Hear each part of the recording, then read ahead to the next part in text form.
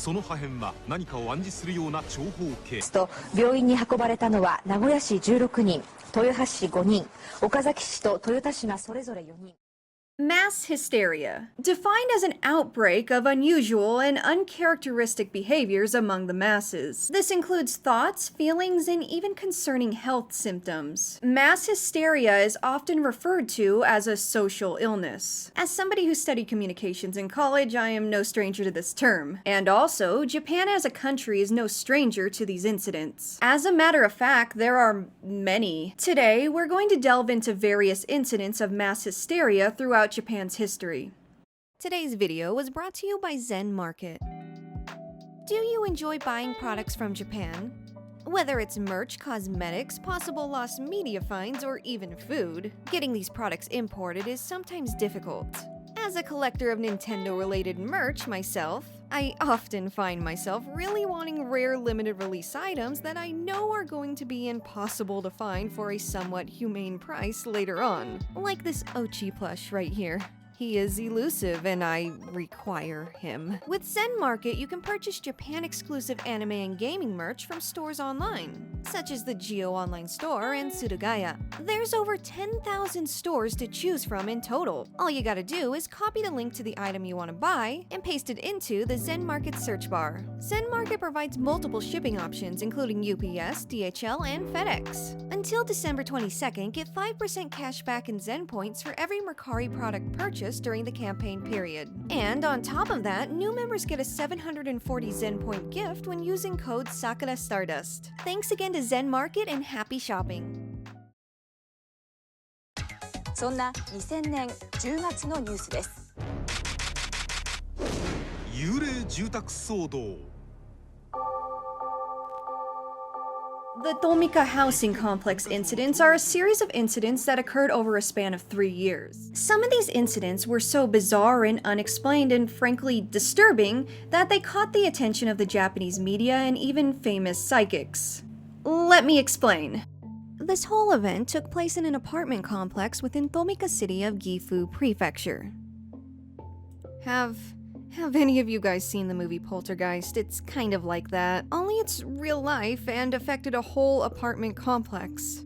Tomika city itself isn't a very big or eventful city, with a population of just a little over 5,000 people. It's also a reasonable distance from other bigger cities where more people would flock to. Needless to say, Tomika city wasn't a place many people went out of their way to go and visit. Well, before what I'm about to talk about happened, that is. This complex, being only 4 stories in height and offering units for an astonishingly low price of just 30,000 yen monthly, saw an increase in demand even prior to construction finishing in 1998. There were approximately 26 units in total, and it was reported that many young people and couples flocked to these apartments for their low prices. A lot of young adults in Japan stay living with their parents until they marry and have a household and family of their own. Being financially able to move out on your own prior to marriage was probably very appealing to many young people at the time. Really, in a town as small as Tomika, this new apartment complex was the most exciting thing to occur in the whole town for a little while. However, that all changed when the incidents began occurring.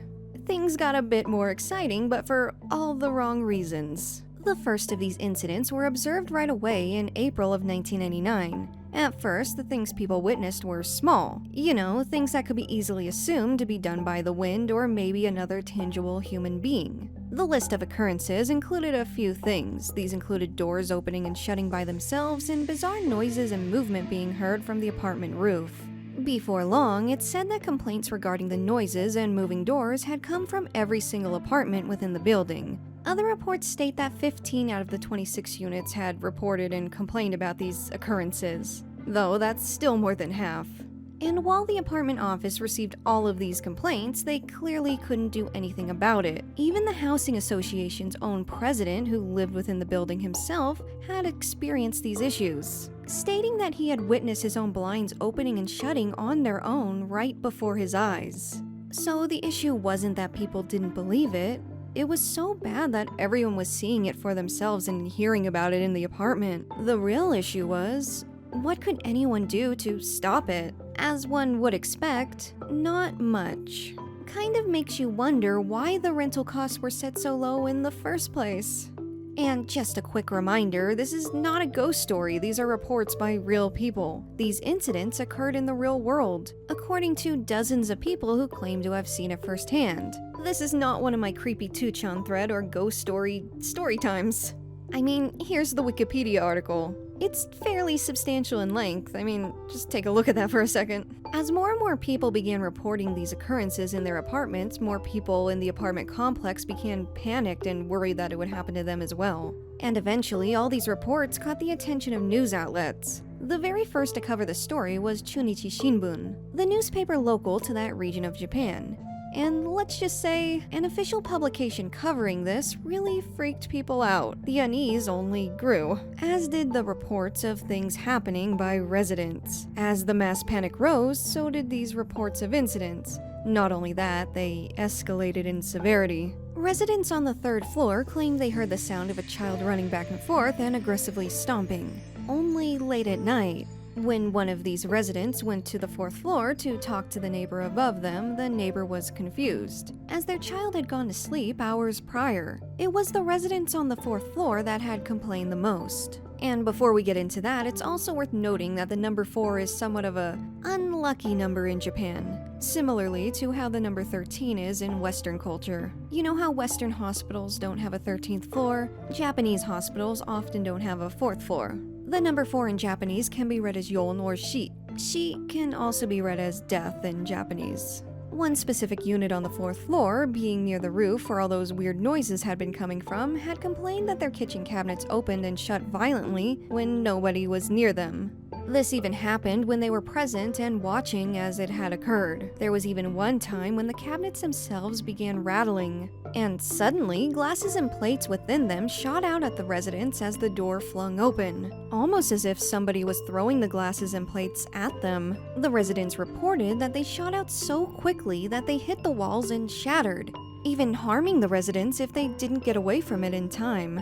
So many residents did what the simplest solution to all this was, that being moving out and getting the hell out of there. By 2001, the complex was largely uninhabited. This was a stark contrast from its initial opening and how people flocked to the complex for its low rental prices. Rent still remained very low, but nobody was interested.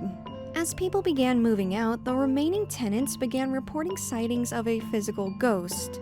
This ghost had the appearance of a young woman, and was most commonly reported to be seen on the 4th floor stairs. This was when even more media outlets became interested, so much so that there was now a self-proclaimed war between a variety of said outlets. This is because, at this point in time, everyone and their mother's dog was trying to get a unique story that hopefully captured one of these incidents the tenants had mentioned. And then TV Asahi came in. They had a very big news program that was broadcasted nationally. It was known as News Station. I think it's still on. Editor, please confirm that for me. The cast of News Station traveled to Tomika to cover the incidents. This story provided on-site coverage, though no occurrences have been captured on film. Regardless, the show concluded that the complex was being terrorized by a poltergeist. Something many people had already assumed by now, but yeah. And suddenly, following all of these news reports, a lot of attention was now on this tiny little complex within Gifu Prefecture. The residents who were scared already were thrown into a full panic now. Many con artists claiming to be shamans had started going door to door claiming to help the residents with their problems. Many residents, terrified at this point, agreed to these services. Even residents who had, at this point, not reported or seen anything. They were just so scared that it would happen to them too. The city, in 2002, had given a final statement regarding all these reports and issues, claiming the noises were caused due to faulty construction, and that the property was not on level ground. Since then, the mass panic, the panic that was once referred to as a housing complex riot, had simmered down. This exact complex still exists in that exact same spot within Tomika City. In 2022, a movie based on the incidents and mass panic was even released. And if anyone is interested in checking that out, the movie is called Engoto, or Building N. それでは再びテレビ東京前から宮川さんです。お願いします。はい、問題の番組はですね、6時半から放送されました電脳戦士ポリゴン、これは第38話に当たるそうなんですけれども、病院に運ばれたのは名古屋市16人、豊橋市5人などで病院に運ばれ治療を受けたということです。 This is a topic you all are likely pretty familiar with, though its research and aftermath and overall cultural impact in Japan is very rarely discussed. We all know it's a thing that happened, but its tremendous impact on Japanese culture is something we're going to talk about specifically. Many of you are already pretty familiar with Pokemon. I certainly know I am. So I don't think this media franchise needs much introduction. Though, just in case, while initially a video game, an anime series based on the games had started airing in April of 1997 in Japan, and then in September of 1998 in North America. Needless to say, Pokemon became a massive hit, especially in its native country of Japan, where it's commonly referred to as pocket monsters. Get it? Pokemon is short for pocket monsters. The anime series initially ran without much negation. It was loved by children and critically praised. The very first 37 episodes went by smoothly, but then on December 16th of 1997, the 38th episode had aired, for the very first and final time. An episode officially titled Den no Senshi Porygon, or Computer Warrior Porygon.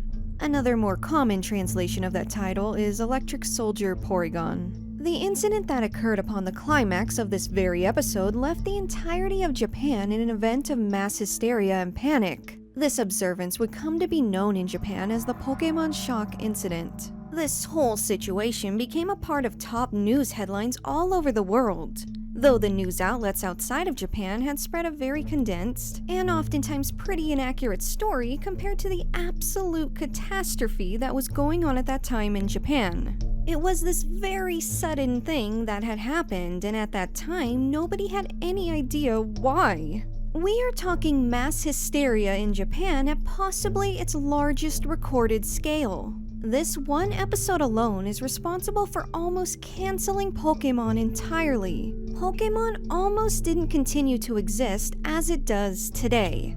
We got a lot to get into, so let's start with the air date.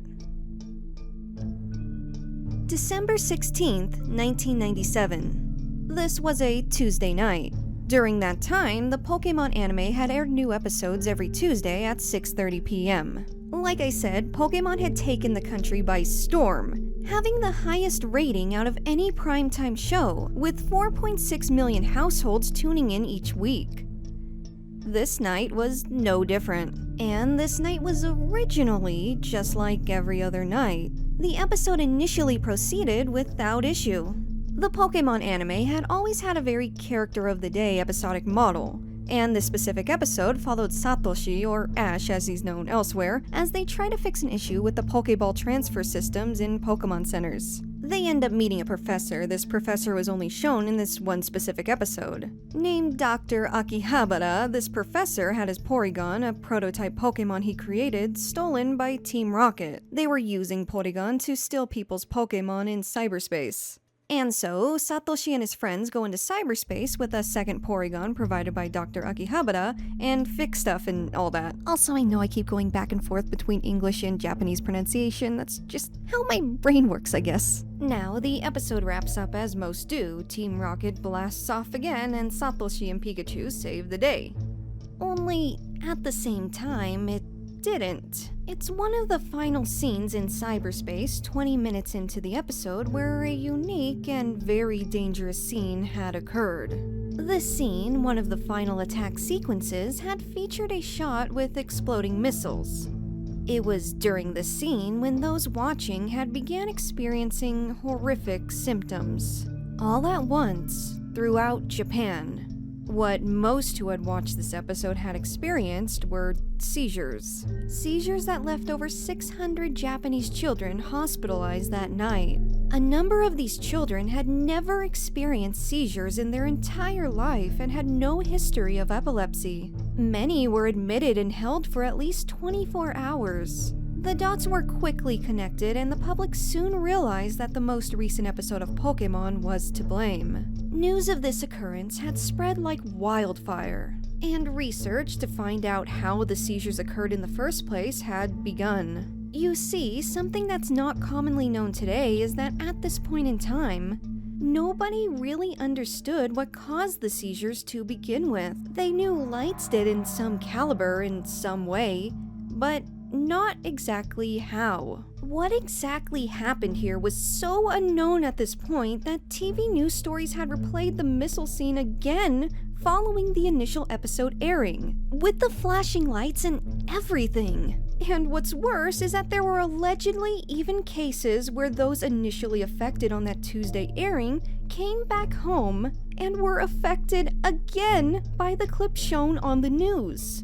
That's just insane to me, what? Needless to say, despite all the flashing lights talk, people were still very much in the dark on what triggered this, making people fear Pokémon as an entire show and franchise. The very next day, TV Tokyo, the network the anime had aired on, had published a public apology and ceased airing the entire Pokémon anime indefinitely. Video rental stores, which were far more popular than just buying videos in Japan at that point in time, had hastily removed all VHS and Laserdisc copies of Pokémon from their shelves. Nintendo stock dropped dramatically the day following the airing, and some people began blaming Nintendo themselves as a company for the incident. Nintendo is only responsible for the game releases. Not only that, but the games are developed by Game Freak, a developer owned by Nintendo. The company that's actually in charge of the anime, even to this day, is OLC Inc. Hiroshi Yamauchi, the president of Nintendo at that time, had made a public statement saying Nintendo wasn't to blame at all because the games they make are in black and white. I'm not really sure how that is. I don't know. And news outlets continue to talk about this incident very frequently, warning people of this Pokémon shock disaster. To put it lightly, parents were terrified to let their kids watch the show at all, and the children themselves began spreading rumors at the schoolyard, saying that anyone who dared watch Pokémon would become extremely ill. Following this, long after the episode's only airing, people started going to the hospital again, with symptoms that somewhat resembled a seizure and also blaming the Pokémon anime itself. And while it is possible for some of these people to have watched a VHS recording of that specific Porygon episode after the airing, the majority of these people simply were just aware of the Pokémon shock incident and did not see the episode. And to be clear, the episode was pulled from rotation immediately. Not a single rerun, not even that Tuesday night. And suddenly, in the days and weeks following, the initial number of 600 people affected shot up to 12,000 people affected. And to be clear, if anyone is wondering, there were no deaths. Not a single one reported, and the more severe incidents were referred to as injuries. It's also worth mentioning that many of these people who were hospitalized or saw a doctor days later and did not see the actual episode did not have seizures. Some did, yes, but many came to the ER or doctor with a variety of symptoms. These included palpitations, difficulty breathing, vomiting, and irritation to their eyes. Many of these incidents were not anything serious and had no correlation to epilepsy in the slightest. Most cases simply appeared to replicate it, and the patients left the hospital or doctor-provider perfectly fine. And a lot of these symptoms do sound like panic attacks. I would know, I get them a lot. So, fast forward to 2001 and enter Dr. Benjamin Radford, a man who became fascinated by the Pokemon shock incident and wanted to learn more about what exactly had happened. He proceeded to research this case extensively, analyzing data from thousands of people from the ages of 3 to 58 years old. These are his findings. Conclusion. Although widely regarded either as a mystery or as a simple case of mass epileptic seizures, the 1997 Pokemon panic is much more complex than that. Much of the media overlooked the possibility of, and contributing factors to, mass hysteria. Several researchers have noted that mass hysteria are probably more common than currently recognized.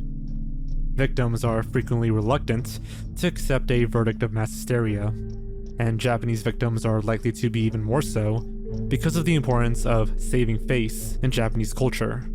But there is no shame in being a victim of mass hysteria, if that is in fact what occurred in December 1997 in Japan. As far as the nationwide aversion to Pokémon, the anime ended up going off air for 4 months. This caused a year delay of episode 39 as it was a Christmas episode. Remember, the Pokemon shock incident had occurred in mid-December, so the next episode would be around Christmas, and that ended up not happening. On top of that, a 1997 New Year's special was produced and never aired at all, making it lost media. It was during this hiatus when it was found what exactly caused the seizures. The scientific findings over this hiatus had actually led to better understanding regarding photosensitive epileptic seizures as a whole. Said findings were provided as a special program that aired before the anime resuming on April 16th of 1998. This special program was titled Anime Pocket Monsters Inspection Report. The program was intended to be a safe space to make viewers comfortable with watching Pokemon again. The set itself, complete with many Pokemon plushies, exudes this feeling. The special explains that an intense flash of red and blue lights, made with a fast and intense strobe effect, had triggered the incidence of seizures. They invited Professor Harding from Aston University, an expert on photoparoxysmal response provocation. I have no idea if I pronounced that right, so I'm sorry if I didn't. I'm reading the Wikipedia article. To Japan to work with TV Tokyo and find the root of the issue. This program also announced the new technology developed by TV Tokyo, referred to as the Anime Checker. Every animated program was to be ran through this checker to make sure it was safe from anything that could cause any visual-related harm to viewers. OLM, the people who make the Pokemon anime, also stopped using the strobe light effects entirely to prevent any remotely similar effects from occurring ever again. And nothing like this ever did happen ever again. Pokemon's reputation was restored and the fear and hysterics had finally died down. In the end, it allowed for better understanding for safe visual effects in television, and that's pretty neat. And for years in Japan, before an anime episode was shown on TV, a message would appear on screen warning the viewer not to sit too close to the TV screen and to watch the program with the lights on in the room. This screen right here, it's still a thing today, but not as common as it was in the early to late 2000s. And what about Porygon, the Pokemon that was featured in this episode for the first and only time? Well, Porygon is basically banned from the Pokemon anime and hasn't been seen in an episode since. This episode never aired anywhere outside of Japan, even with that one flashing scene removed, so Porygon has never been seen in the anime at all in most places. And the scene with the flashing lights had nothing to do with Porygon. The scene that caused the issues to begin with only showed Pikachu using Thundershock on something, and Ash was also in the shot. But because this was Porygon's debut episode, many people associate the seizures with Porygon specifically. So they avoid showing the Pokemon at all because it may bring up resurgence of panic or trauma. Though it has been about 26 years now since this episode had aired. Comment justice for Porygon in the comments, y'all.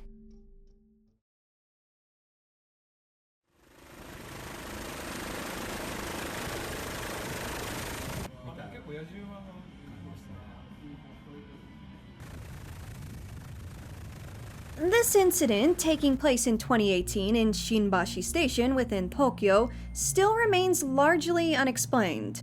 It was a Friday evening in Shimbashi, Tokyo. Its respective station saw a great deal of foot traffic at this time. If you've ever experienced Japan's railway system during commuting hours, I don't need to tell you how overstimulating the whole experience can be.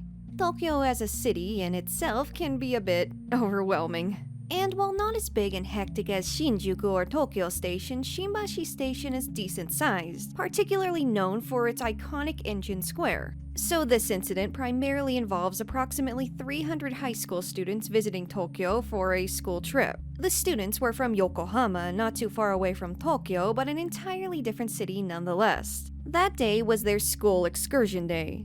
A time in the day where the students broke up into smaller groups and had a period where they could roam freely around the area and sightsee a bit. One of these groups was composed of all female students. And following that free roaming period, all students were told to meet at Engine Square at a specific time to return home. And as a side note, Shimbashi Station is unique because you can get from Minato, Tokyo to Yokohama without changing trains. Using that station, that is. Minato is the word where Tokyo Tower is, by the way. It's also very close to Roppongi. Back in the 80s, there were a lot of discos and clubs in Roppongi. It was kind of the place for that. Nowadays, it's more known for its upscale shops and malls and that kind of stuff. Anyways, Another thing students were also explicitly told is to not be late. They were told that the consequences for being late, even slightly late, were severe. And on this afternoon, some of the girls unfortunately found themselves running a bit late. However, they finally ended up making it back to Shimbashi Station a little after 4 p.m., but they made it back too late to depart with the rest of the student body. According to most reports I have read, the student body did actually wait for them, though. They didn't just leave without them or anything like that. Some of the girls in this specific group of girls in the traveling group were on time, waiting at the square. But of course, they needed to wait for the remainder of their group before they all could board together. School instructors were of course also waiting and aware that these students were late, and when these girls were finally able to arrive, one of these instructors went on to scold the entire group of girls in that square. It was reported that, prior to these first girls, the girls that were late, collapsing, they were actually apologizing hysterically to the instructor during the scolding. Upon further inspection, witnesses saw the girls gasping violently for breath, and shortly following, even more girls had collapsed and were gasping for breath. Well, some were gasping for air, some were grabbing at their chest, some were even breaking out in hives or a full-blown sweat. The most common symptom witnessed that day, however, definitely the hyperventilating. And like a chain reaction or domino effect, others began to panic as well. Seeing so many girls just suddenly collapse made those at the station worried that some kind of attack was occurring. Seeing others panicked and distressed had such an aggressive domino effect that the station broke out in a full state of panic. And yet, not a single person in the outlying area knew why any of this was happening in the first place. Everyone just followed suit with the actions of the crowd. Some even replicated the symptoms of those first girls who collapsed. People who didn't even know these girls. And finally, a distressed member of the station staff had called the police. When asked what had happened, they only stated that high school girls were suddenly falling and becoming ill. Both cops and the fire department had arrived promptly at the scene and wasted no time in barricading the station itself. I mean, look at these photos. It definitely looks like something really bad had happened here. If I had hypothetically showed you guys these images and just asked you what you thought had happened here, what would you say? Feel free to comment what this scene looks like to you guys. Just, out of context. So what happened next? Were these girls okay? Luckily, yes. 7 women were taken to a nearby hospital and made swift recoveries. Their symptoms were described as mild to news outlets. And like I said, what's especially crazy is that some of the girls who collapsed were later found to have no affiliation with the school, and some weren't even students at all. I do have to mention that this statement varies depending on the source, however. Regardless, this fact remains prevalent. Everyone in that crowd who was affected was female. And that had led to a great deal of curiosity as to why that was. To be clear, while there are all female or male schools in Japan, this school in Yokohama specifically was confirmed to be co-ed. There were also male students that were given these very strict late policies. But the only students who had hyperventilated and collapsed were female. A lot of people online on, of course, 2chan started looking into why only girls were affected. You can imagine the kinds of answers and opinions people gave. This blog post summarizes what many thought. Simply that women have a tendency to be more empathetic and hyper-aware of the distress of those around them, and that this can cause a chain reaction among women. Even medical experts in Japan who were asked came to similar conclusions. And remember, opinion is not fact. Take this information as you see it. Anyways, this specific blog article I had read is very interesting, as it not only talks about the Shimbashi Station incident, but how common these types of hyperventilation incidents truly are in Japan. They even have a specific term, referred to as Shudanka Kokyu, or group hyperventilation. Just like there's a unique illness for those who are overworked in Japan, there's a term for group hyperventilation due to stress. In 2013, a case of group hyperventilation had also made the news. A high school girl in Hyogo Prefecture was taken to the nurse's office due to hyperventilating. An hour later, multiple friends of the girl began hyperventilating as well. The blog had also asked a few people they knew if they had experienced a situation of group hyperventilation in their life before, and many had. Some during high school and others while in middle school. Curious, I looked into Shuranka-kokyu itself while researching this and found it to be a very common thing in Japan. I even found this one involving elementary school students that started with a boy hyperventilating during a choir activity. This activity involved a total of 110 students. And it started with this poor boy feeling his body become numb before becoming unable to breathe completely. Soon, a chain reaction occurred and 25 students began experiencing the same symptoms and were taken to the hospital. Looking into group hallucination incidents in themselves is such an extensive rabbit hole. I could make an entire documentary on this one topic and what it says about Japanese culture. These are cases of mass hysteria that frequently occur in Japan, and there isn't much scholarly literature that talks about it. This one is quite literally a Gojira scare before Gojira, or Godzilla as he's known today. For you see, in 1947, Japan saw a very real Kaiju scare. I'll explain, I assure you. Let's end this video with something a little less complex, shall we? On June 1st of 1947, 2 years after the end of World War II, a bizarre transmission made its way onto the military radio in Japan. Around this time, the station would play classical music. But this time around, it was currently interrupted with a message. This interruption was an alert from the United States military servicemen stationed there, claiming that a large aquatic reptile was spotted in the ocean and making its way towards the shore. Claiming this monster looked like a sea monster or large dragon. The Japanese military became confused and panicked. What exactly were they talking about? Frankly, it sounded ridiculous. Regardless, this transmission sounded very serious, and very detailed in its description of what was happening and where. Claiming this sea monster was at least 20 feet long and that the troops were currently trying to subdue it with bullets, missiles, and grenades. And apparently, nothing was working. It wasn't long before this threw the entire Tokyo area into chaos. People listened on as this transmission described the monster wrecking buildings and derailing trains. The public was terrified and had no idea what to do or where to go. The broadcast went on for at least an hour but was eventually realized to be a hoax. That sure didn't reverse any of the hysterics going on in Tokyo at the time, though. And on top of all that, it's been speculated that this broadcast is what inspired the eventual creation of Godzilla 7 years later. That's not confirmed, though. Anyways, that's all I have for you guys today, but there are a lot of other interesting events of mass hysteria in Japan that I'd love to talk about later on. So, if you want to see an episode 2 of this, let me know.